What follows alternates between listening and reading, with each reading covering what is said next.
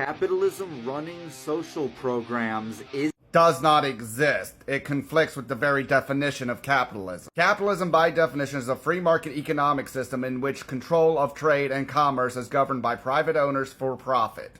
And private owners for profit does not mean only rich people get to partake in it. Poor people are also allowed to partake in free trade and commerce while also owning their own property under capitalism. And contrary to what collectivist ideologists like socialists would have you believe, the majority of monopolies that have existed throughout human history were established by government entities, not private organizations.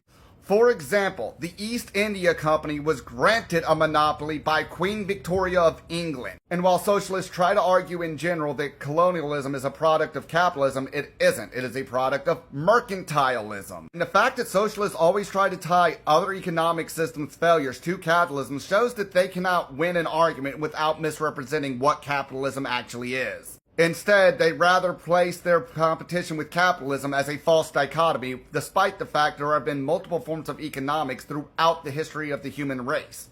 Before capitalism was popularized, there was mercantilism. And before mercantilism, there was feudalism. But as the world industrialized and capitalism became more prevalent, so did workers' rights under it. A prime example of this was Henry Ford's establishment of the 5-day work week.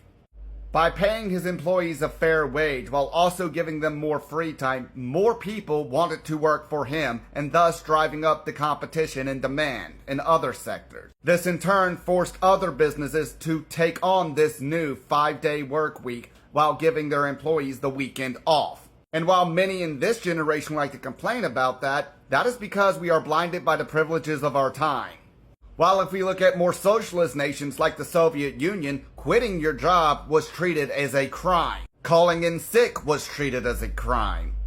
Workers who lived under socialist economic systems like that of the Soviet Union were essentially treated as slave labor for the state. No matter how you try to frame it, socialism cannot be achieved without a strong centralized authority enforcing these policies and laws. Such policies always lead to totalitarianism. Even in the current American economy, despite all the issues, when you really take a good look at them, what you realize is that the blame is not on a few billionaires, but the government meddling in the economy itself. Whether they were shutting small businesses down during COVID while allowing major corporations to stay open, or printing trillions of dollars so that they can send stimulus checks to keep people dependent on the government, or sending it overseas to foreign wars like that in the Ukraine or Israel, which in turn did nothing more than devalue the dollar and cause skyrocketing inflation.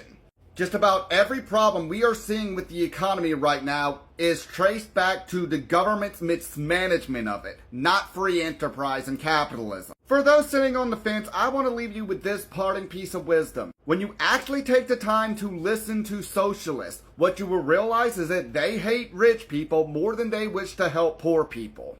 Those who embrace capitalism, by contrast, aren't trying to sell you a utopian fantasy. But they are promising to get the government out of your personal business and let you do what you can to make a profit for yourselves.